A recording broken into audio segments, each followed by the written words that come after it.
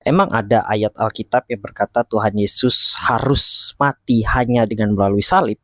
Ini pertanyaan yang bagus ya, karena secara logika memang sebenarnya Tuhan Yesus bisa aja mati dengan cara dipenggal, ditenggelamkan, atau ditembak kalau ada pistol zaman itu ya. Kenapa harus disalib? Nah, perlu kita ingat bahwa Tuhan Yesus datang ke dunia bukan hanya sekedar menggenapi nubuatan para nabi, melainkan datang ke dunia untuk menggenapi hukum Taurat. Jadi dari lahirnya sampai matinya, dia harus ikut sesuai dengan hukum Taurat, supaya hukum Taurat itu menjadi sempurna. Nah, sekarang ayatnya di mana?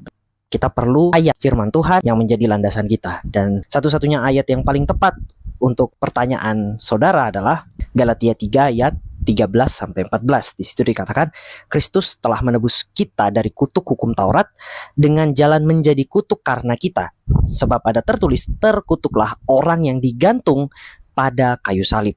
Jadi Tuhan Yesus yang menanggung kutuk itu dengan mati di kayu salib. Jadi bagaimana dia mati pun dia harus mengikuti sesuai dengan hukum Taurat, yaitu mati di atas kayu salib. Nah, sekarang pertanyaannya, kan ada cara-cara mati yang lain yang sesuai hukum Taurat, misalnya mati dirajam. Itu kan sesuai hukum Taurat juga. Tapi kenapa harus salib? Ya sebab Tuhan Yesus harus menanggung kutuk. Dan mati dirajam bukan sesuatu yang terkutuk. Terkutuk oleh karena mati menurut hukum Taurat ya adalah disalib. Dan untuk menguatkan apa sebenarnya tujuannya harus disalib dan apakah hanya sekedar menerima kutuk, lebih dari itu. Itu dijawab di ayat 14. Yesus Kristus telah membuat ini supaya ini berarti mengandung kata tujuan, sehingga apa yang dilakukan memang harus demikian. Supaya di dalam dia berkat Abraham sampai kepada bangsa-bangsa lain, sehingga oleh iman kita menerima roh yang telah dijanjikannya itu. Jadi sudah terjawab ya, kenapa Yesus harus mati dengan cara disalib?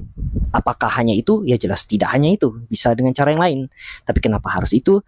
Ya karena yang pertama dia datang bukan hanya untuk menggenapi nubuatan para nabi, melainkan dia datang juga untuk menggenapi seluruh hukum Taurat, sehingga hukum Taurat itu menjadi sempurna di dalam dia. Dan yang kedua, dia harus menanggung kutuk yang hanya ada pada kayu salib menurut hukum Taurat, sehingga kita memperoleh berkat Abraham. Semoga ini menjawab pertanyaan saudara dan menjadi wawasan baru buat kita semua.